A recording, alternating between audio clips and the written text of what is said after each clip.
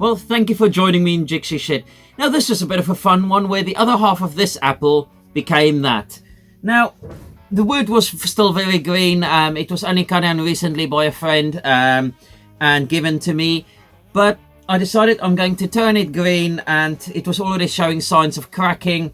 And this piece is actually cracking quite a bit already. So this is definitely going to become a project similar to this very soon.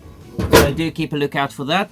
But obviously, as I was turning it, it was warping and cracking on me. So getting a perfect tool finish wasn't great. And also sanding became a bit of a pain to the point where it's like, it's either going to go in the bin or I've got to do something else with it. So obviously, set to it with loads of different Dremel bits and then torched it.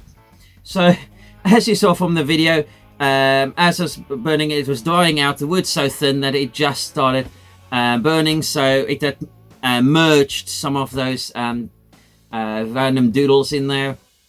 But overall, I'm really pleased with it, and it's given it a really great effect. The wood was looking a bit plain until I scorched it, and then it really started showing off the grain and just the beauty of the piece as well. But yeah, definitely not round anymore.